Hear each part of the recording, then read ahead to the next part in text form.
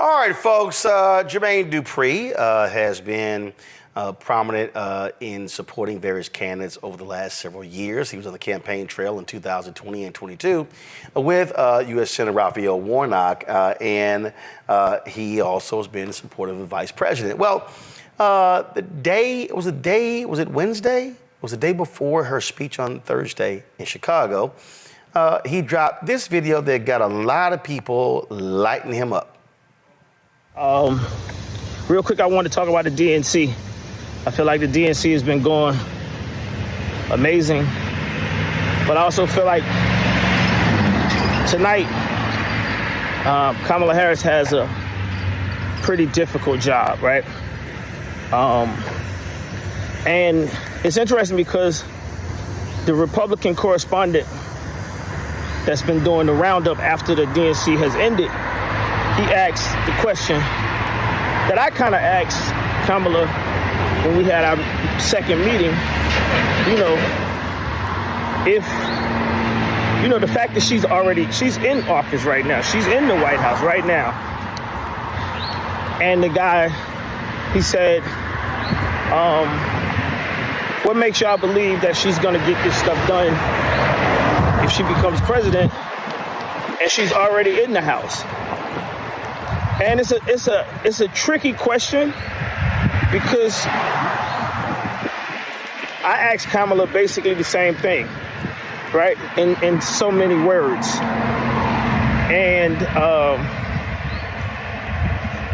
I asked her, like, as the vice president, why they don't let her talk when, Biden seems like he needed someone to speak up for him. I thought that's what the role of the vice president was to help the president. And basically, she kind of let me know that her hands was tied, that they didn't really allow her to be a voice like that in that space. And tonight, I don't know if she's gonna, I want to see how if she even touches on this, because if she doesn't touch on it, that's the question that I feel like the people that have mixed decisions about voting for her, this is one of the questions. This is the top question that they had. And like I said, this is what the Republicans are saying. And they never heard the part about her hands being tied. And if she says something about her hands being tied, then it makes it look like the White House or the Democratic Party didn't really want her to exceed. So she can't really say her hands was tied, but she does have to step into that space. This is something I do believe. Well, boy, after that video dropped, man, he got cooked on social media. I mean, folk were dropping all kind of videos going after him. And I had tweeted, I was like, yo, Jermaine, before you drop something like that, hit me in the feature before you do. And so Friday, he hit me up. We talked on Friday, and he said, hey, let's do a live chat on Saturday to talk a little bit more about this with the general public. And so we did, and here's that conversation. I need you to give them a little context on how you viewed what actually was happening as opposed to what actually happened. So here's the deal, folks. The Republicans, so when Jermaine posted the video, he referenced a Republican commentator on CNN who was saying, well, she was there. Why couldn't she do this while she was president? While she's vice president. And so when he and I talked last night, the Republicans, their strategy is to blame her for everything. So their deal is, well, if any of y'all saying you can't hear, it's on your device, y'all. Trust me, everybody else can hear. So if you can't hear, it's on your device. All right. So just letting y'all know. Okay. So here's the deal. The Republicans, J.D. Trump, J.D. Vance, Republican Party, all of them, their strategy, yes, Scott Jennings, is to say, well, if she's announcing these things, why didn't she get this done? Well, and then when Jermaine talked about in his video what she said to him, that's actually true. The vice president serves at the pleasure of the president. The vice president can have their own views. The reality is the president sets the tone. A lot of people have been saying, well, the vice president, she needs to be doing this and saying this. She can't. She has to toe the line of the president. The vice president is not a separate elected position. There are some states in the union where the lieutenant governor runs separately from the governor, and they can take whatever position they want. In Texas is that way. But in Maryland, in Illinois, the lieutenant governor runs with the governor. And so that person has to support the line of the president. What people don't realize is the vice president can't just decide she wants to just, okay, I'm going to go give a speech on gun control in Florida. She can't do that because the White House, his advisors may say, that's not what we're focusing on right now. That's not our strategy. So the vice president is really handicapped in a way where it's really a position where your job is to support the president. And so I think what happened was, I think a lot of people, when you mentioned the Republican guy, they thought you were saying, oh, I'm agreeing with him. Why she ain't getting this stuff done? So I think that's what happened. Yeah. So and then, like I said, I explained this to him to Ronald yesterday, and it's crazy. These messages and everything that people saying. So you said they was cooking me or you woke up, and they going crazy. But you know, one of the things I said to you last night that really shook me crazy was that as many people have so much things to say about me, it's crazy that the Dems that are voices, they're not saying this right with the public, and you told me. Right. And that's the part I want everybody to understand. Right. I'm sitting here watching TV, I'm watching CNN. I'm not sitting here saying CNN. I don't do all that. I just watch TV. You know what I'm saying? I'm watching TV. I see people who have an opportunity to say exactly what you said. Right.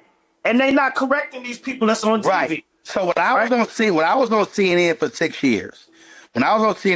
years, black people would say, man, you talk the way we talk. Man, you say what we say in the barbershop. You say what we say at home. So you're right. When you're sitting opposite of Scott Jennings, you got to jump in his ass. You got to say, you got to push back immediately. Otherwise, he is controlling the narrative and he is setting the narrative. And that's really what you're talking about. What you're talking about is you want folks to, because like when we talk, you were like, got it. Like it wasn't that hard because it's also a part of what their strategy is. And so here's the other piece. Now that she's the nominee, so she now actually has two jobs. So she's the nominee, but she's still a vice president. Biden is still president. This is the part I was saying it was tricky. When I said it's tricky in my video, this is exactly what I was talking about, people. So he gonna explain to y'all the tricky part, right? So Vice President Harris, if she has her own view on Israel Gaza, it has to be nuanced because she's still the vice president. The president, there's only one president at one time. The president sets policy. The president sets the agenda. She can't state exactly how she feels or where she will go until she's sworn in. Until she put that right hand and she raises her left. And so she has to do a dance in terms of what she will do. So what she's saying is, if I'm president, I'll do this. If I'm president, I'll do. No, y'all, I'm not trying. Y'all, listen, I'm not trying to help Jermaine save face. I'm telling y'all, I saw the video, and then when we talked, I said, Jermaine, here's what I think happened that caused people. And he was like, yeah, you're right. I said, like a couple of things got just sort of, so I understood it. This ain't no different than when I talked to Stephen A. and he said something, and I think a couple of points sort of got meshed together. So, y'all, we not. By the way, anybody out there that think I don't have to save face. I asked a question. That's all I did. If you're scared to ask questions in America, you ain't gonna never be nowhere close to me in status. Just understand that. So the whole point of this is that so when you're talking about it being tricky, it is tricky because listen, I'm gonna go back. Biden and Obama running as Democrats because of where the country was. They said publicly they were against gay marriage. Truthfully, they actually were for gay marriage. In fact, Obama had signed a pledge when he was a U.S. Senate agreeing with gay marriage. But he knew when he ran for state senator. But he knew when he ran for U.S. senator, he couldn't support gay marriage. So he said, I believe in marriage between a man and a woman. He never believed that. So what happens? He runs for president. He says marriage between a man and a woman. Well, Biden, when he went on Meet the Press, Biden actually came out for gay marriage. Obama didn't approve that. So what happened was, that's a perfect example of where the VP got ahead of the president, and the president was forced to actually come out. But guess what? The polling in America had shifted, and a majority of Americans supported same-sex marriage, so it wasn't no big deal. But it's rare, it is very rare that a vice president will take a position as opposite of the president and not get in trouble. And that's what people don't have to understand. And so the nuance for her is a lot of the people who are supporting Palestinians, and they want her to support an arms embargo. They want her to call for the ceasefire. Well, here's the deal. Biden is trying to negotiate the ceasefire. Biden ain't called for arms embargo. She can't say yes to the arms embargo because that's opposite the president. He's still the president of the United States, and he has final say so. All right. Well, I mean, like I said, I hope this is quick, by the way, people. This ain't a long conversation. He and I spoke last night. We got a clear understanding. I just want to make sure everybody hears what's happening and understand. I am not a Republican. And look, I was there in Georgia covering Warnock when Jermaine was out there, Portia Williams was out there. We got the video. I covered the rallies. And so out there, and so again, when he said, the vice president told me, hey, it's this, that, and the other. That's what's going on. And so even when y'all heard her speech, she's saying, if I'm president, I'll do these things. But the reality, but the goal of the Republicans, they want to tag her with any failure. So that's why, and look at the talking points. Scott Jennings, Charlie Kirk, J.D. Vance, Trump, Republican Party, they all say the same things. Well, if you do that, then why don't you do it? Why don't you do it? Why don't you do it for the last 3.5 years? I've heard a bunch of black people say, well, why she ain't done this? Why she ain't done that? Because she can't. She's the vice president. And in fact, here's what's crazy. And people don't even understand this.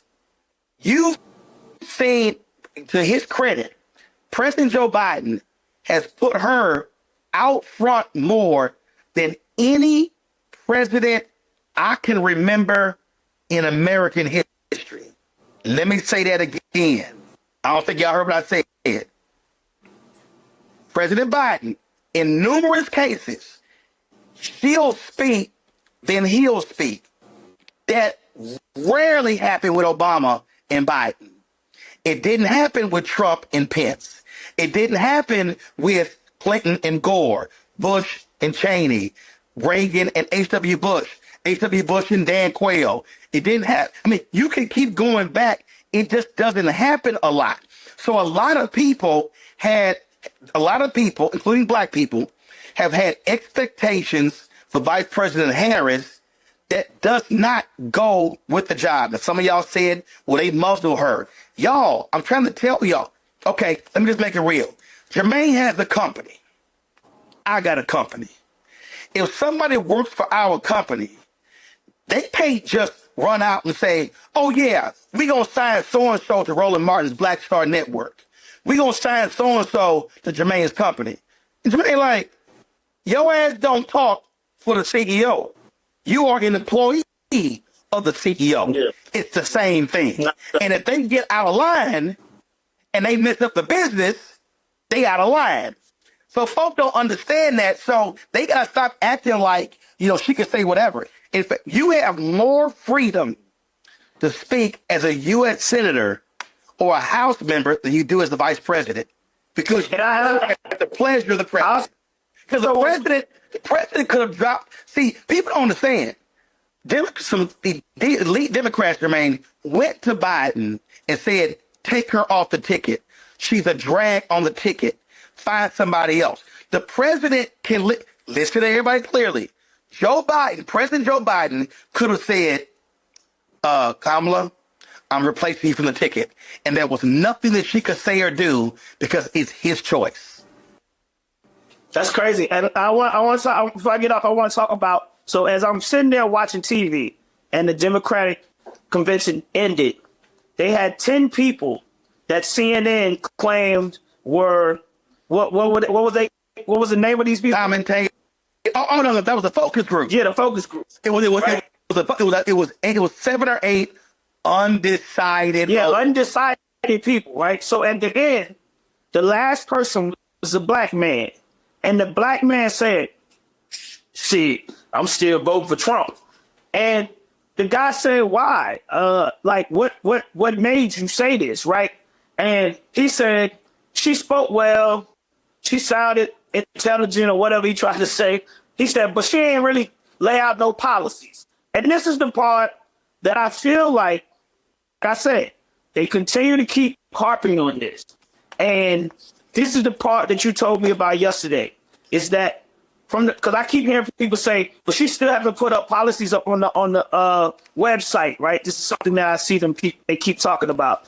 And you told me yesterday she can't write her policies as of yet because she's still under the policies of Joe Biden. That's correct, right? I'm saying that, right? Right. So here's the deal. Real quick, Vicky Dillard, you a lie. I wasn't fired by CNN. Nice try, because you ain't never been hired by CNN. So here's the whole deal here. I mean, I love people that just lie, and they just lie. Is she lying? So here's the whole deal here. When it comes to, again, so first of all, CNN screwed up. That guy, all he had to do was check his Twitter feed. He was a Trump supporter. He wasn't undecided. He got MAGA crap all over his social media feed. So that's a lie. It ain't no different than Fox News interviewing people by saying so-and-so is undecided. And there's a lie. They literally recycle people. So CNN needs to come out and admit that they screwed up by having that guy on. And then he said, well, she not ready. I'm sorry. Let me be clear. She's been a district attorney, state attorney general, a U.S. senator, and vice president for 4 years, but she ain't ready. Donald Trump had never served in public life in his life. Never. But he ready? Oh, wait a minute. J.D. Vance has only been a U.S. senator for 2 years. He was elected in 2022. So he ready? Get the fuck out of here. But see, again, this is a narrative that they're trying to frame to say not ready, but she's absolutely ready. In fact, I'm about to hurt some of y'all feelings.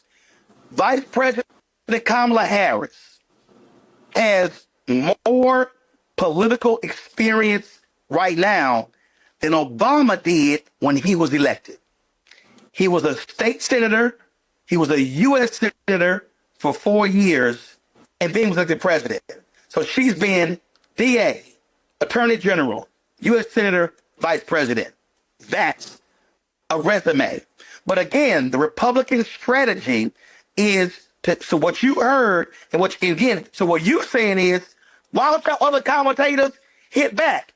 Why don't y'all Listen, the position that I had when I was on CNN was I'm putting people in rhetorical body bags. I ain't letting nothing slide. We hitting everybody, every single thing. And in fact, somebody sent me this text and they right. Remember, Mike Pence refused to go along with Trump in a certification of the ballots, and Trump was going to let him get killed. Trump was going to let him get attacked. So everybody got to understand what's happening here, the political game. The right wants to frame her as being weak, ineffective, inexperienced. And what you're saying is you want to see folk on the left, progressives, fighting for her and hitting them back and pushing back on their BS. Yeah, because I seen somebody just comment. They said my comment of me saying what she told me could have hurt her. And I'm like, no, I'm not. That's a lie. God, every person, listen, people know the vice president is a limited position. I mean, it is. I mean, we all know that. The vice president normally, the joke has for decades has been the vice president does two things: cut ribbons and go to funerals.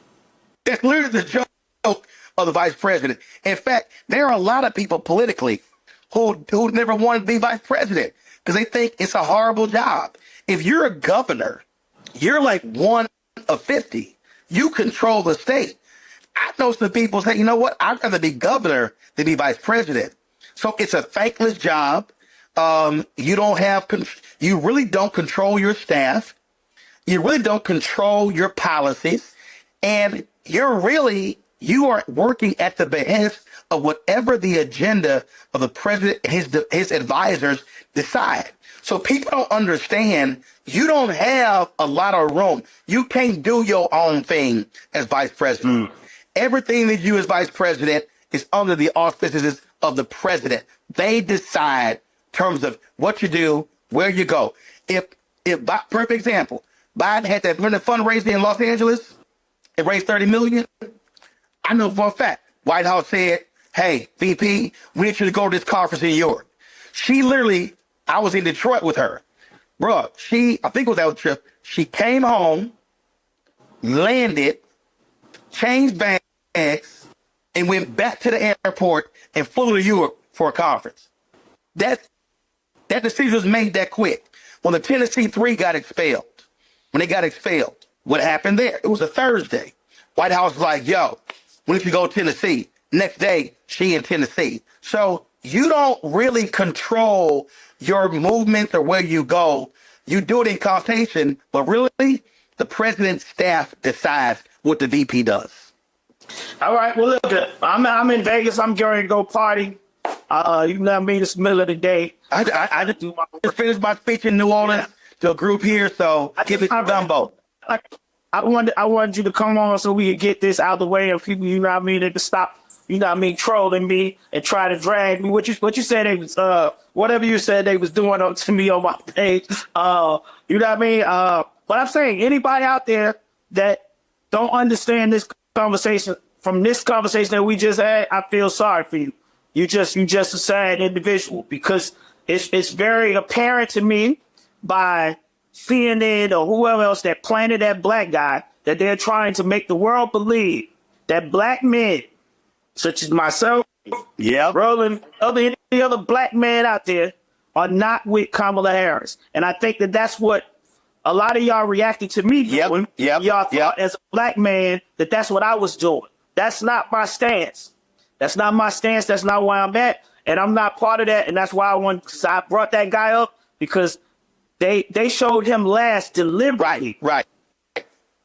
They showed him last deliberately. And I also want people out there to understand. Y'all understand.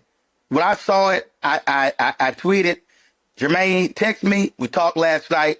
There are other celebrities who hit me up, say, Ro, give me a breakdown on this here. So people need to understand. There are celebrities like Jermaine, Michael Bivins, Johnny Gill, and others who I've talked to. We communicate. We trade notes. There's some other people out there that just go off. Like Waka Flocka hit me, was like, yo, we need to talk. I was like, yo, hit me. I ain't heard from him. So this is about, again, when I saw people's response, I saw the video, and I knew what he was saying, but I also knew how a couple of things sort of got meshed together and why people responded. So that's why I was like, yo, let's talk. So that's what this is all about. And I hope a lot of people got educated who didn't know about the stuff we just talked about. They got a better understanding of what the role is. That's right. All right, my brother. Thank you. All right, brother. All right. We'll do it again. Thank you for everybody that joined me. I hope y'all got what y'all needed to hear. I'm going to party. All right.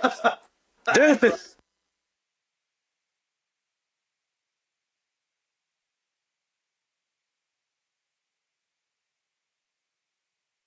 This with our panel, Mustafa, Larry, Nola. I mean, it's been a lot of this. It's been, you got folk around here. I saw somebody sent me a video, Don Lemon running around and some of these brothers saying stupid stuff.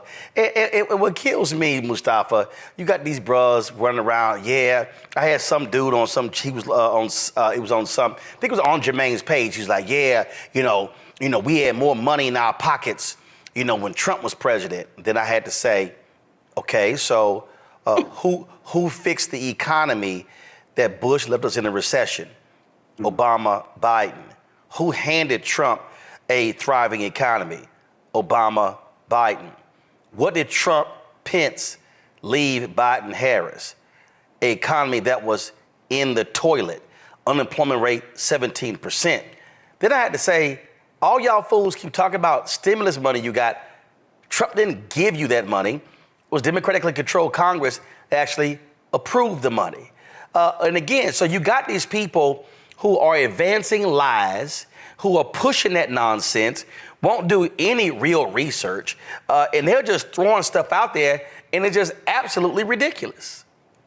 Yeah, some people just want to be contrarian, but other folks, everybody knows me. I'm an optimist. I like to see the best in people, and I like to think that for some of these folks, it's just that they're not educated. They really don't understand the rules of the game, if I could say it that way. So they continue to just, hear things and share them without actually thinking it through and asking the real critical questions that are so important. I like facts, and facts have shown that when Democrats are the ones that are in office, that the economy continues to thrive. And often, as you just talked about, after they had to fix the mistakes that Republicans had done. That's just the way it is. Look, Bill Clinton said in his speech that since the end of the Cold War, 51 million jobs created in America, 50 million under Democrats, 1 million under Republicans. And people came back and they were like, that's got to be. He said in the speech, I checked 3 times. When it was over, all these different media outlets said that can't be true. It's true. So 50 million to 1. So how in the hell is Trump and Republicans better on the economy? Nonsense. Well, some of it is perception also. And because, they've had individuals out there, they've had networks that continue to share this, infuse this misinformation and disinformation because they know they don't have any policy to stand on. When you look at the economy, that they can't stand on that either. So they try and reframe everything. And unfortunately, we live in a society where people don't read. And because they don't read, if they hear something, then they assume that it must be true, and then it just continues, to build. So we've got to change that dynamic. The other part of it is our educational system. At one time in this country, civics was a part, of the curricula in a significant way. And now, people have no idea how their local governments work, their county governments, the state governments, or the federal governments. So therefore, they have these ideas about, as we just went through in this previous session, about what the vice president can and cannot do. So we really need to make sure that we have all the information that's necessary for us to make the best decisions for our community and stop relying on others to share with us their information, because a lot of the times that information is tainted. Sometimes it's unintentional, but more times than not, it is intentional. There's real intentionality in planting false information inside of our community. Yeah, and the thing here, Nola, I've had to encounter black women and black men, and I've seen folk throw out some absolute BS. When I listen to some of these fools say, you ain't getting nothing for your vote, That's a lie. First of all, if you sit your ass on your couch at home and you don't vote, you absolutely ain't get nothing for your vote. But the reality is, when we talk about what do you get for a vote, that also means that after the election, you must stay engaged and then begin to demand change. That's what folks don't seem to understand. Ooh, that is definitely one part of it. And I think it's not so much that, well, no, I think it's very accurate that they don't want to understand it because the information is out there. And I think this points to a larger problem. So on the Republican side, you don't have a coalition that's going to hold them accountable for anything. It really is a cult mentality. It really is whatever the dictator, whatever the king says, then that must be true. And then you have a lot of sycophants to go out there and be surrogates and to forcefully push these narratives through. And, you know, part of the conversation you were having with Jermaine, which I thought was very kind of you and very diplomatic, the first part of that video, he was parroting, he may not want to admit it or not, but he was parroting a Republican talking point. And why was he doing that? Because they are very forceful in the way that they say things, in a way that you're like, oh, that's a very good point, and completely distract you from reality, right? So we've had this conversation many times about how Republicans, their forceful and aggressive way of messaging has a way of penetrating through all the noise. And I'll just say one last time, this is something where the content creators, where they cut through that noise. They absolutely do. You do it, Roland. Reese does it. Clay Kane, Aaron, there are some folks out there who are doing it, but the aggressiveness is what the people are asking for. When a Democratic surrogate says, no, this is actually the truth, they don't want that person saying that to be sitting there all prim and proper and should I say demure. They want somebody, like you said, that's going to dig in that behind. They're going to keep that foot on your neck and not relent. That is what the people want. So in terms of people not wanting to understand, you're absolutely right. But the moment they are entertained, you best believe they are going to sit up and listen. So if that's the game we have to play, guess what? Checkmate. Larry, I've had more people. I've gone at it with more people on social media, and you'll sit here and you're knock down their lies, and they try to throw out more BS. And listen, this is real simple. If you want to vote for Donald Trump, knock yourself out. But the reality is this here. He is a sexual assaulter. He is a liar. He is a narcissist. He is an insurrectionist. He is someone who's kept stolen documents that were classified. He is somebody that inflated the property of the assets of his property. He is somebody who led a fake university. He is somebody who led a fraudulent foundation. All those things are true. Yeah, that's all accurate. And so, look, Roland, I'm just going to keep it real as it comes to people putting this misinformation out, and VP Harris and former President Trump. For people I see on social media who are posting nonsense, I'm coming for that neck. There's no time for games right now. And, you know, so Roland, the other thing is I want to kind of echo what Nola said about your conversation with Jermaine. And listen, I give you a lot of credit because you certainly educated him, but he deserved to get cooked.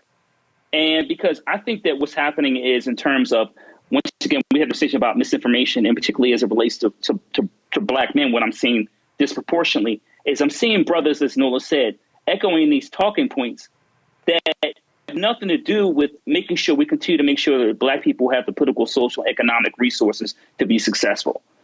So we have to, and we're going to have to continue to critique individuals who are putting information out there with large platforms. I think this is the really big difference between the past and today. And the people may have posed questions, but when you pose them to 500,000, million, 2 million people, that could make a difference in the election, literally, in a couple of months. So I implore anyone who's watching this, Roland, I know a lot of people who are actors, et cetera, who are watching this show. If you have questions, like if you in ATL, go to the House, Spelman, Clark, Atlanta, and speak to a political scientist or history professor or somebody. Don't post things on social media that may be inaccurate and may prevent someone from registering to vote or voting if they're registered to vote, because we cannot afford it. But Roland, shout out to you once again to kind of coming together, giving an opportunity, a platform to discuss these issues.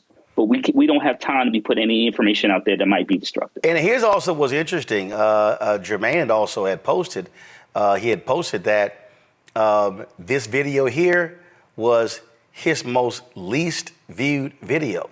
So it also goes to show you about how political content is being suppressed on the platforms, but it also goes to show you how folk will quickly look at mess, look at gossip, look at entertainment, before they look at factual information. And so, I mean, that's just what we're dealing with, and we just have to understand, what's going on here and recognize it. And so people need to understand why we have to give legitimate, truthful information. And again, if I'm debating somebody, and if you say, I don't care, I'm voting for Trump, that's fine. But I'm going to give all of the factual, relevant information about how much of a thug he is and how awful he was in the Oval Office. And so you're going to have to deal with it on your own, but I'm going to still give it to you. When you talk about blackness and what happens in black culture, we're about covering these things that matter to us, speaking to our issues and concerns. This is a genuine people-powered movement. There's a lot of stuff that we're not getting. You get it, and you spread the word. We wish to plead our own cause. Too long have others spoken for us. We cannot tell our own story if we can't pay for it. This is about covering us. Invest in black-owned media. Your dollars matter. We don't have to keep asking them to cover our stuff. So please support us in what we do, folks. We want to hit 2,000 people, $50 this month, raise $100,000. We're behind 100,000, so we want to hit that. Y'all money makes this possible. Checks and money orders go to P.O. Box 57196, Washington, D.C. 20037-0196. The Cash App is $RM Unfiltered. PayPal is R Martin Unfiltered. Venmo is RM Unfiltered. Zelle is Roland at RolandSMartin.com.